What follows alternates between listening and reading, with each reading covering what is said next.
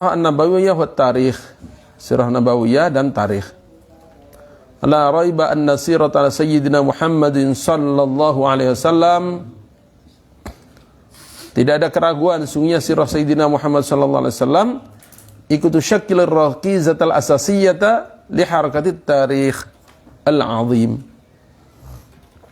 merupakan pondasi atau pilar yang utama, raqizah asasiyah, pilar utama li harakatit tarikh al-azim, untuk pergerakan sejarah yang agung.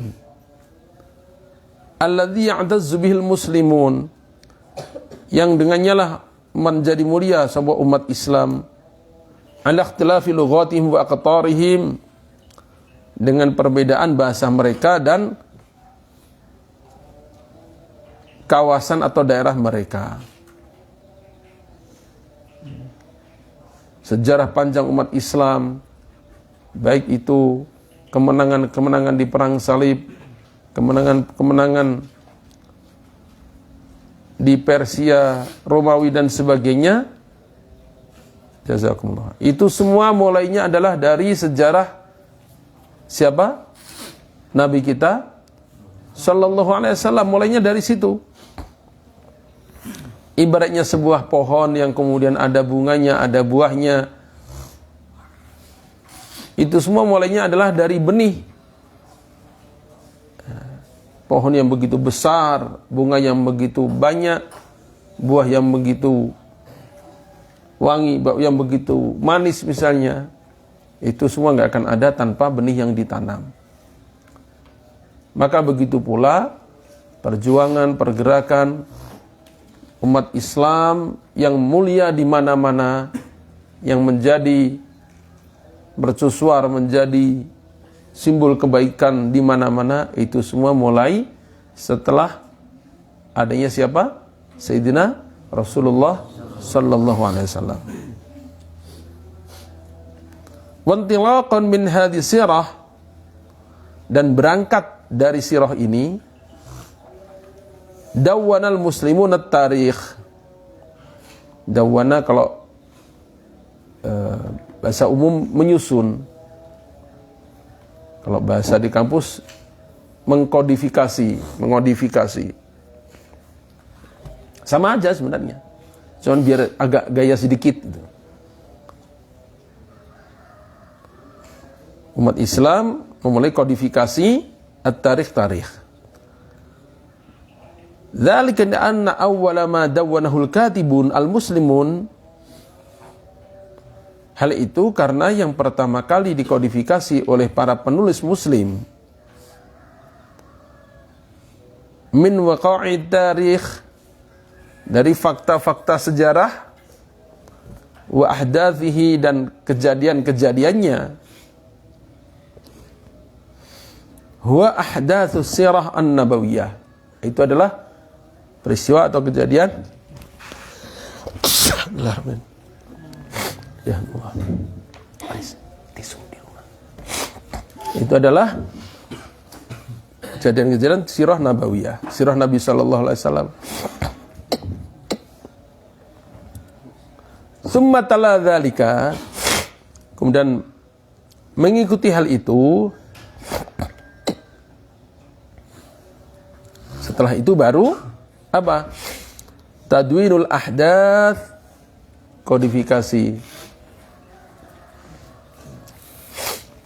peristiwa-peristiwa,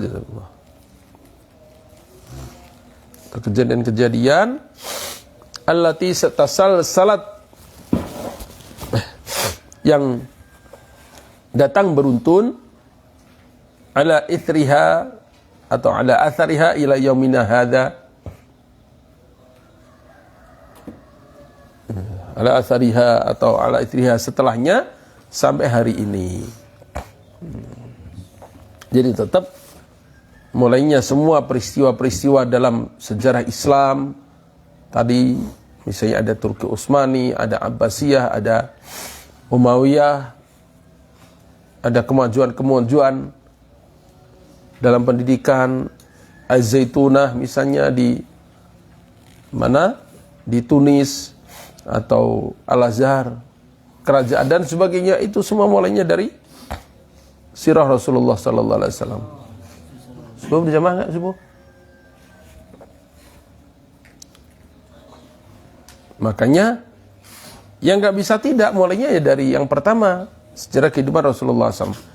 Hatta tarikhil jahili, sampai tarikh jahiliyah, allati yanbasitu muntashiran wara'a suril Islam, yang berkembang meluas, muntashiran berserakan, yanbasitu menjadi luas, muntashiran berserakan, wara'a suril Islam, di balik pagar Islam, fil jaziratil arabiyah, di jazirah Arab, sampai ya sejarah jahiliyah. Ada namanya Umrul Qais misalnya, ada namanya Antarah dan lain-lain penyair-penyair Islam.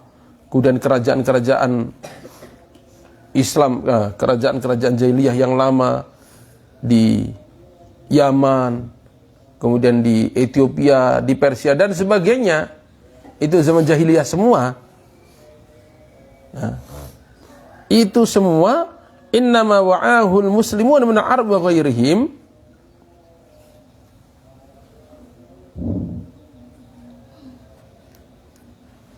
Itu hanya saja ditampung oleh orang umat Islam minal Arab, baik itu Arab wa ghairihim dan selain Arab.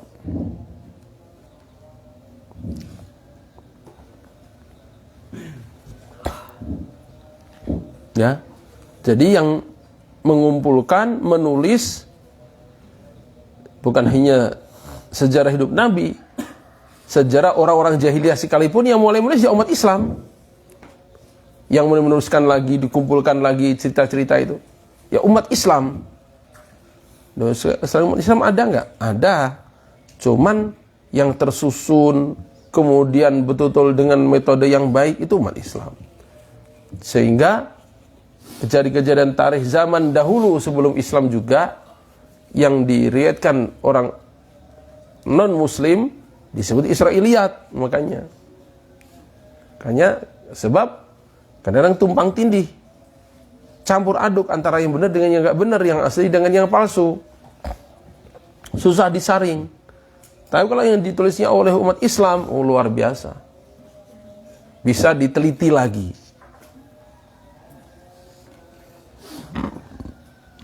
Wattajahu ila rasdihi wa tadwinihi, dan mulailah mereka berkonsentrasi ila rasdihi, untuk memburu tarikh jahiliyah, wa tadwinihi, dan kodifikasi atau penyusunan tarikh jahiliyah ala hadil Islam, sesuai dengan petunjuk Islam, alladzi jaa, yang datang, fahaddada makna jahiliyah, kemudian membatasi makna jahiliyah itu apa.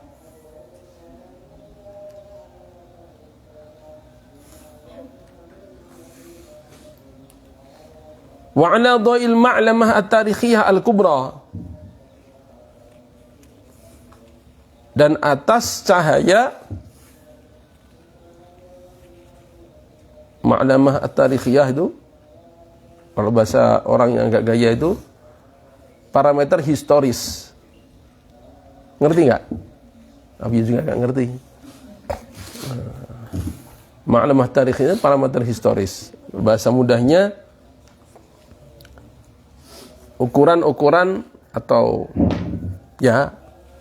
ukuran atau standar-standar relatif atau nisbi dalam sejarah. Jadi namanya kemajuan itu gimana, kemunduran gimana, itu ada ukurannya, ada tanda-tandanya. Itu namanya ma'lamah, itu namanya parameter. Walaupun itu nggak bisa dipastikan, beda dengan suhu. Bisa dipastikan, taruh aja termometer, oh jelas ini suhunya 25 misalnya. Kalau dalam sejarah nggak bisa dibuat patokan mati bahwa namanya maju itu begini, mundur itu begini.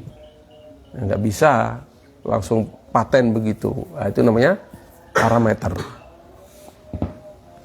al-kubra yang besar, allati tamatsalat fi maulidi afdhalil abara, yang menjelma dalam kelahiran makhluk terafdol, paling utama, Sayyidina Muhammad sallallahu alaihi wasallam, wa sirati hayatihi, dan sirah kehidupannya.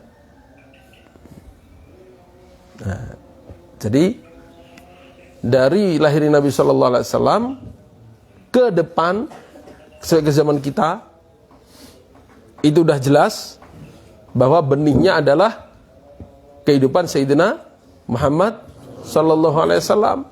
Jangankan dari kehidupan beliau sampai ke kita, kehidupan beliau ke belakang, kehidupan zaman jahiliyah, gimana mulainya mereka menyembah berhala, bagaimana kehidupan di zaman itu, perzinaan, perjudian, pembunuhan, penguburan anak perempuan dan sebagainya, itu mulai ditulis dengan tertib yang benar, yang bisa dipertanggungjawabkan.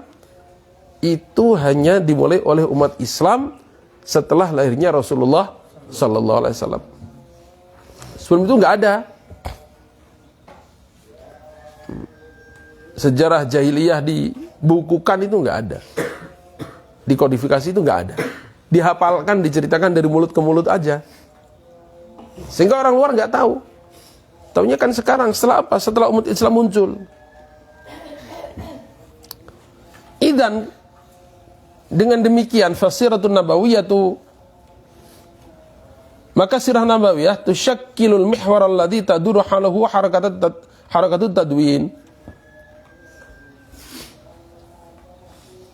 Itu adalah merupakan al-mihwar, merupakan sumbu atau poros atau as, seperti ban begitu, roda begitu. Ada asnya kan di tengah itu. Kalau nggak ada asnya nggak bisa muter. Baling-baling ada asnya, ada porosnya. Besi yang di tengah itu. Allati taduru, yang berputar di sekitarnya, apa harakatut tadwin, gerakan pembukuan atau penyusunan atau kodifikasi tadi, di tarikhil Islam fil jaridil Arabiyah.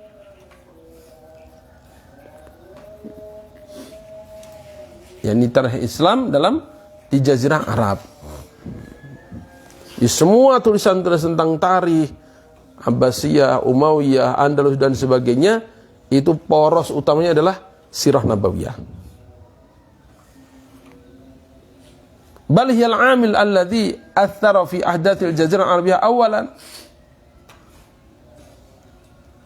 Bahkan dia mana?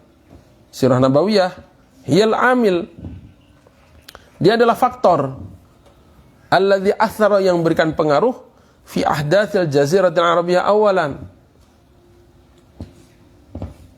dalam kejadian-kejadian atau peristiwa-peristiwa Jazirah Arab pada awalnya, summa ahdatsil sairil alamil islami tsaniyan, kemudian peristiwa-peristiwa yang berlangsung di seluruh alam Islami untuk yang keduanya.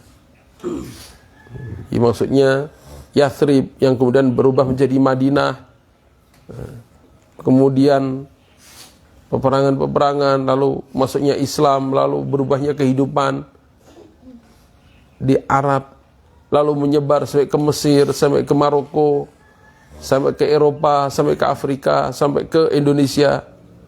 Itu semua tetap pangkal mulanya adalah sirah Nabi sallallahu alaihi wasallam.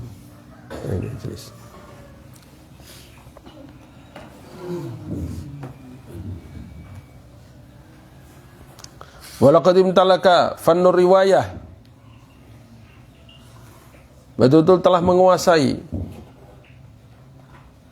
atau memiliki apa fannur riwayah, disiplin ilmu riwayah, li ahdathit tarikh indal Arab wal muslimin, kejadian-kejadian tarikh bagi orang Arab dan umat Islam, manhajal ilmiyan, metodologi ilmiah, daqiqan, yang lembut atau pelik, yang betul-betul sangat teliti, lirasdil waqa'i, untuk memburu fakta-fakta, wa tamyiziz sahih, dan membedakan dengan yang sahih minha dari waqa'i min ghairihi. Lam yamlik, yang tidak memiliki apa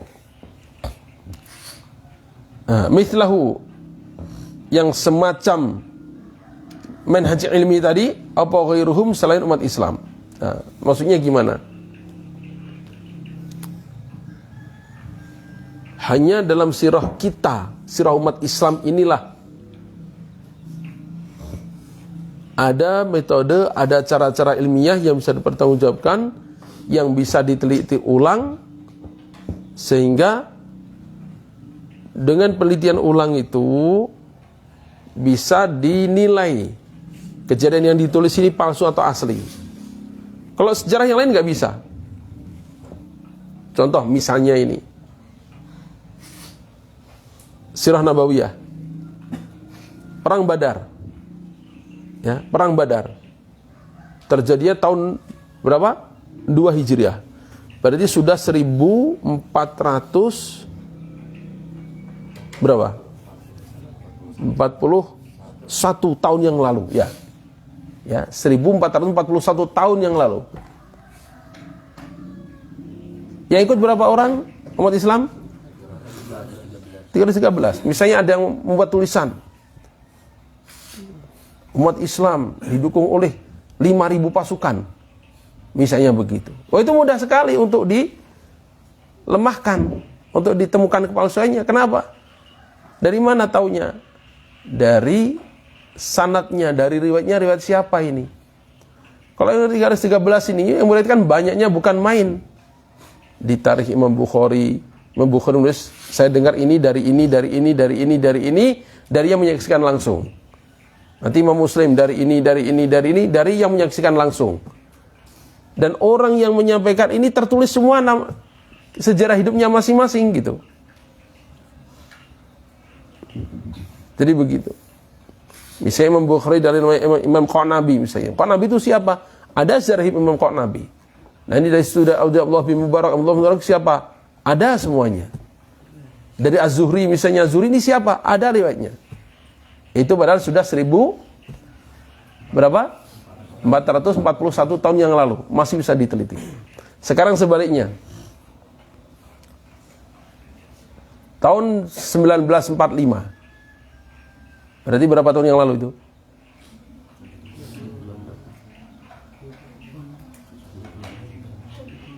Baru 78 atau 77 tahun yang lalu. Ya. Baru 77 tahun yang lalu. Ada peristiwa besar katanya. Bom jatuh di Nagasaki dan Hiroshima. 77 tahun yang lalu. Yang mati berapa misalnya begitu. Nah, di sini tulis 500.000, di sini tulis 300.000, di sini tulis 700.000. Mau diteliti, udah nggak bisa. Oh ini di buku ini, dilihat buku itu, ada kabar, katanya dari buku ini. Buku ini nggak menyebutkan ini dari mana yang nulis, padahal nggak ngalami langsung, misalnya begitu. Udah susah diteliti. Udah susah. Atau misalnya pembantaian Nazi di Jerman misalnya. Belum lama padahal. Wah itu diteliti susah lagi. Karena nggak jelas sumbernya, orangnya siapa. Oh ini Fulan. Fulan ini siapa? Ada nggak sejarah hidupnya? Blank udah. Gelap. Ini padahal belum 100 tahun yang lalu. Udah susah dilacak. Sejarah kita, sejarah umat Islam ini, Masya Allah begitu detailnya. Ini dari siapa, dari siapa, dari siapa? Oh dari sini. Ini dari siapa? Dari ini. Oh nggak bisa dipertanggungjawabkan. Kenapa? Karena misalnya tadi Syekh Qanabi misalnya tadi dengan Imam Zuhri nggak ketemu. Nggak mungkin dia dapat dari Zuhri. Ini wafatnya beda ini. Wafatnya jauh sebelum ini dewasa misalnya begitu. Itu diteliti kayak gitu. Berarti ada di tengah-tengah itu yang dihilangkan atau dia ngarang misalnya ini. Itu bisa diteliti sedetail itu. Tapi sejarah dunia nggak bisa udah. hanya kira-kira, hanya meraba-raba, hanya dari mulut ke mulut, dari buku ke buku, yang nggak jelas semuanya. Yang jelas peristiwa-peristiwa tarikh yang bisa dipertanggungjawabkan beneran, itu hanya tarikh umat Islam. Umat lain nggak punya. Hanya umat Islam yang punya itu.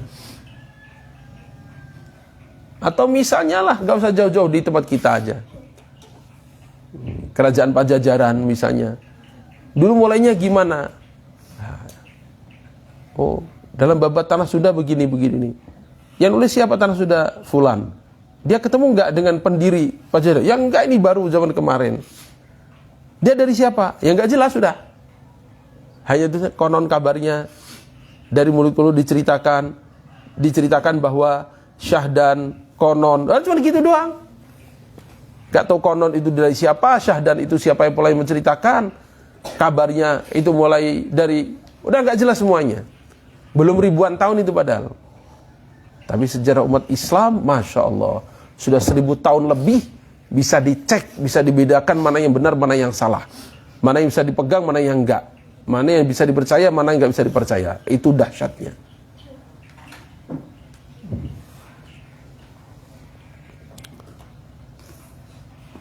Lam yamlik mithlahu ghairahum. Selain umat Islam enggak ada yang punya itu. Enggak ada yang punya. Enggak ada.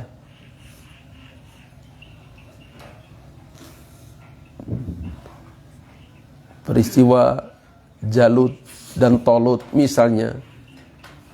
Dari situ kan kisah Nabi Daud dan seterusnya. Andai kan Al-Quran enggak menurunkan cerita itu, Rasulullah SAW enggak menceritakan cerita itu, orang Yahudi Nasrani enggak akan bisa cerita. Enggak akan bisa cerita dengan cerita yang bisa dipercaya hingga hari ini. Karena memang mereka enggak punya metode ilmiah seperti umat Islam, enggak punya. Hingga hari ini hanya ada di umat Islam. Misalnya sejarah dunia ada manta rantai para perawi sejarah dunia. Enggak ada itu sampai sekarang. Misalnya dalam perang dunia pertama korbannya sekian, pasukan ini, ditulis semuanya. Dicek ini dari mana sumbernya? Paling hanya dari buku. Buku dari mana? Dari buku ini, mentok udah. Kalau dari Islam nggak begitu, langsung ditulis ini. Ini saya tulis, saya dengar dari guru saya Fulan. Guru saya dengar dari gurunya, namanya ini. Terus sampai ke yang melihat peristiwa itu langsung. Gitu. Dan itu hanya ada di umat Islam. Yang lain nggak ada. Itu karunia Allah termasuk itu. Lam yamlik mithlahu ghairuhum, itu makanya. Ghairu annahum lam yakunu liyaktashifu hadzal manhaja wa lam yakunu liyanjahu fi wad'ihi mawdi'an tadfidh fi kitabatihim at-tarikhiyah laula sirah nabawiyah.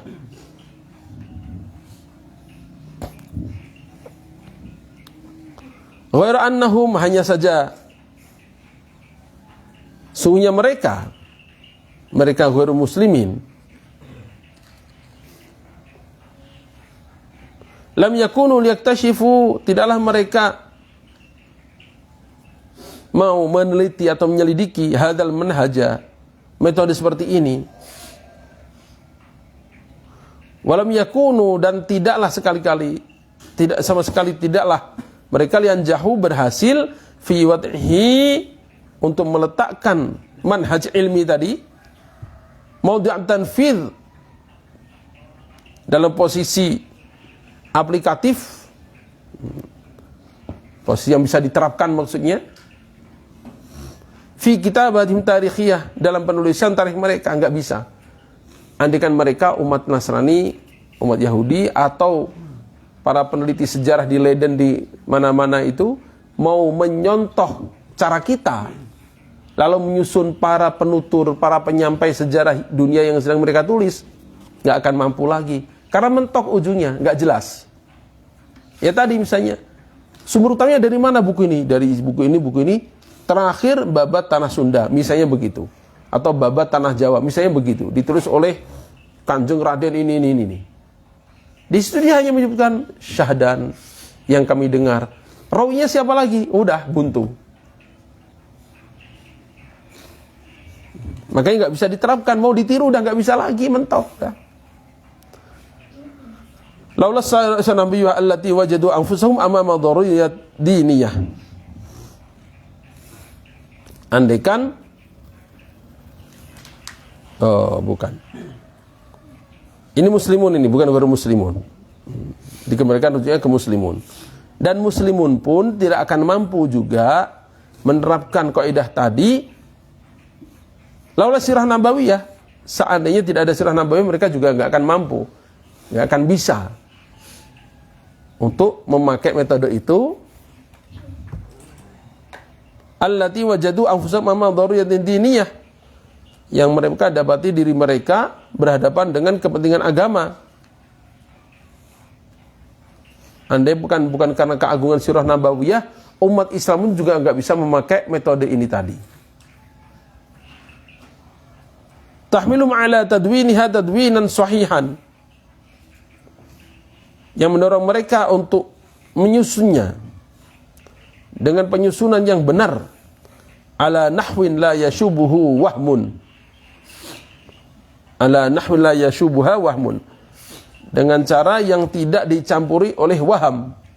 Waham itu apa?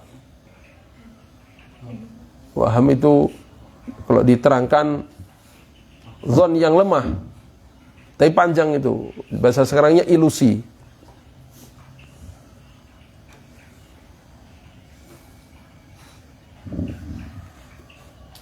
Akhirnya karena surah Nabawiyah ini nggak bisa main-main, salah sedikit, keliru sedikit bisa fatal. Akhirnya umat Islam betul-betul susah payah untuk meneliti, menyaring, menjaga penulisan surah Nabawiyah ini. Ini salah sedikit menyampaikan fatal nanti. Salah menyampaikan tentang peristiwa Hudaybiyah misalnya, salah menyampaikan tentang piagam Madinah misalnya, bisa fatal itu. So nanti kalau salah bisa dipakai alasan untuk melakukan salah sampai hari kiamat. Begitu. Misalnya ada yang menulis sejarah yang salah, bahwa Rasulullah SAW membiarkan sahabatnya membantai tanpa alasan misalnya, yang bantai nggak dihukum, nggak dimarahin, misalnya begitu. Maka ini akan menjadi alasan untuk melakukan pembantaian sepanjang zaman tanpa alasan. Kenapa? Karena dalam zaman Nabi itu dilakukan dan Rasulullah nggak menyalahkan misalnya. Sebab kejadian di sekitar Rasulullah SAW itu semuanya bisa menjadi dalil sampai hari kiamat. Sehingga karena pentingnya posisi sirah nabawiyah itulah, maka umat Islam betul-betul sangat berhati-hati. La yashubuha wahmun, tidak dicampuri oleh ilusi, wa la yatasalul ilaiha, dan tidak yatasallal itu masuk pelan-pelan, merembes, memasuki atau dirasuki dengan perlahan, dengan sangat lembut, apa khalatun aw iftiraun, percampuran atau kepalsuan. Dah dijaga betul. Sehingga dengan menjaga ini ketahuan bahwa misalnya kisah yang udah terlanjur masyhur di mana-mana, bahwa Sayyidina Umar radhiyallahu anhu membawa putrinya kemudian dibuatkan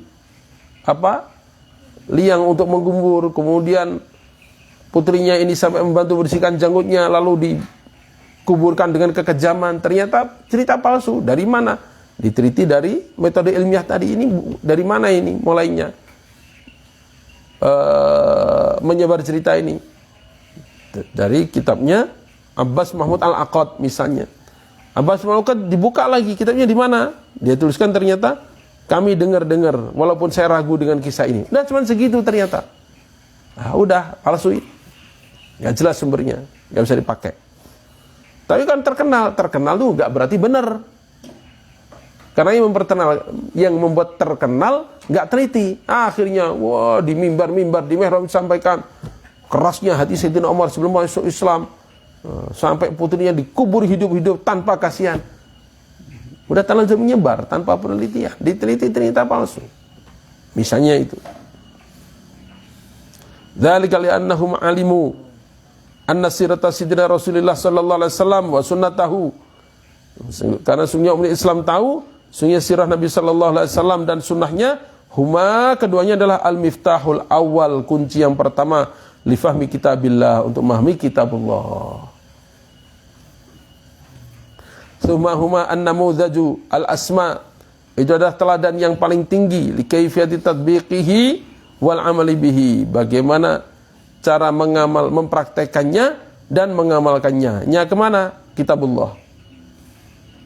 Cara paling benar, cara paling mulia, paling agung mempraktekkan Al-Quran adalah kehidupan Rasulullah sallallahu alaihi wasallam.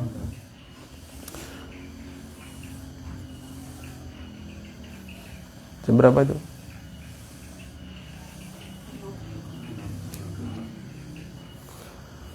Fakana an-nahdha bihim dafi'ul yaqin bin wadi Rasulullah sallallahu alaihi wasallam, maka jadilah an-nahdha bihim, untuk membangkitkan mereka. Nahdha bihim, membangkitkan mereka. Apa dafi'ul yaqin, dorongan keyakinan bin wadi Rasulullah sallallahu alaihi wasallam, keyakinan tentang kenabian Rasulullah sallallahu alaihi wasallam, wa bi anna al-Qur'ana kalamullah, sungguhnya Quran adalah kalamullah ta'ala, wa bi annahum yahmiluna mas'uliyatal ilmi bi muqtadahu, dan sungguhnya mereka adalah yang mengemban tanggung jawab ilmu dan tuntutan-tuntutannya, wa annallaha muhasibuhum, dan sungguhnya Allah Ta'ala akan menghisab mereka ala dzalika hisaban daqiqan, atas hal itu dengan hisab yang lembut, yang detail.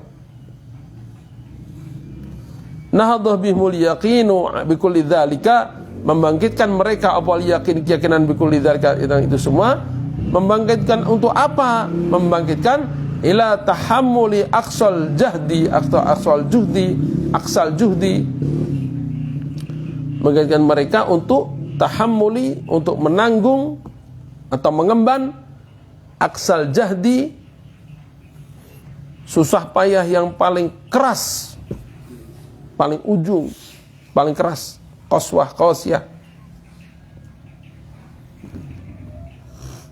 habis-habisan jungkir balik istilahnya itu, fi sabil wusul ila manhajin ilmiyin, untuk sampai pada metodologi ilmiah, tuhsan fihi haqaiqus sirah wa sunnah an-nabiyyah mutahharah, yang di dalamnya lah hakikat sirah dan sunnah yang suci itu betul-betul tuhsanu, dijaga.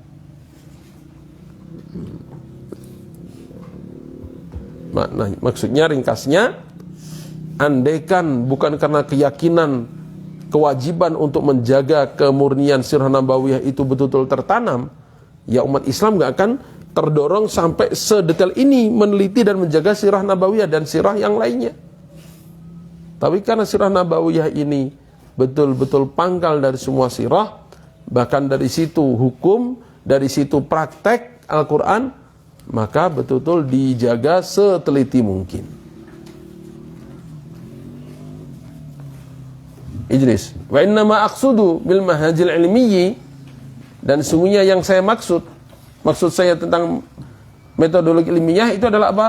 Qawaidah mustalahil hadis, kaidah-kaidah mustalah hadis. Wa ilmal jarhi wa ta'dil, dan ilmu jarh wa ta'dil. Yani kaidah mustalah hadis, ilmu tentang, teori tentang memahami, meneliti, menyelidiki hadis. Hadis ini sahih ini. Kenapa disebut sahih? Sahih itu gimana? Syaratnya apa?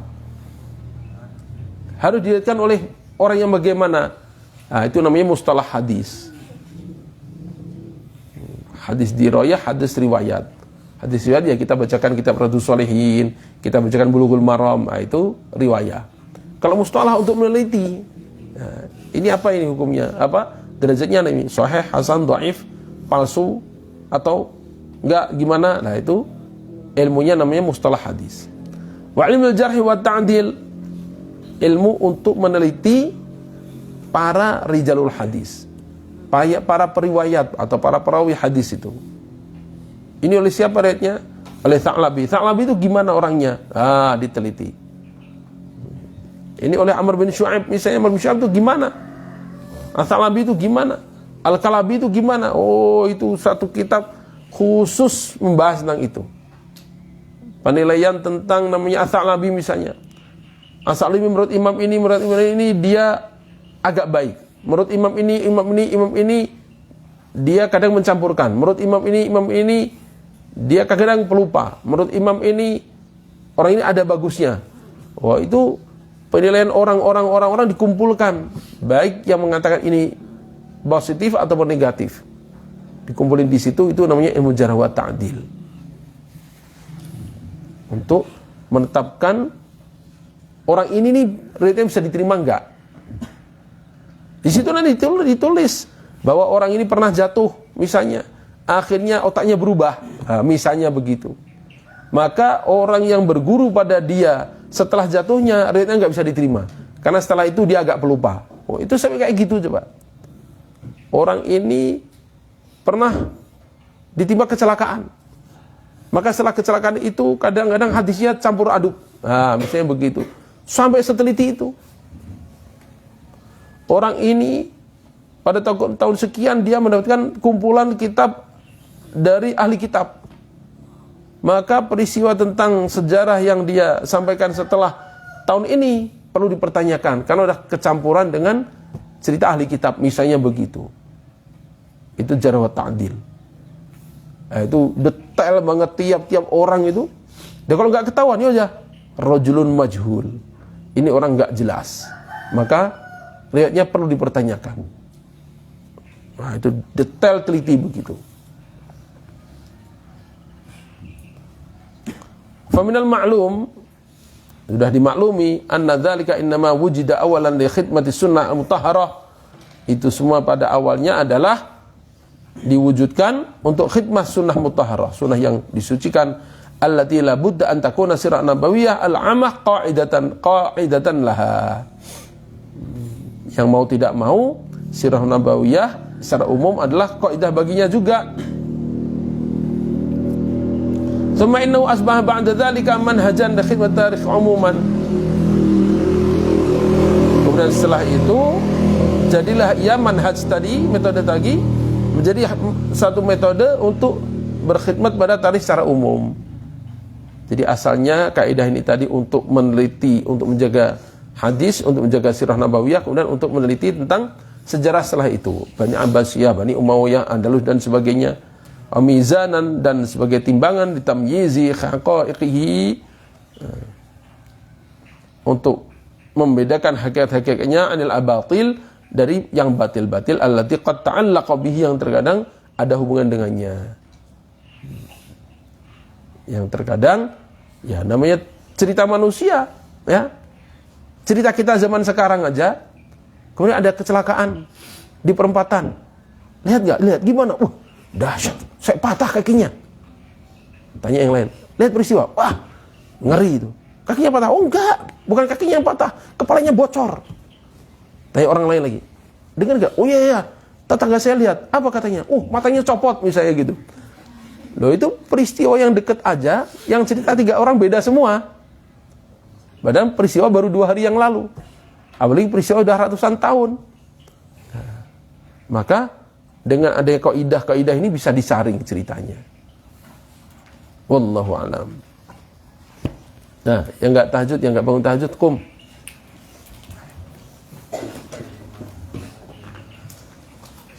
Ila hadratin Nabi Mustafa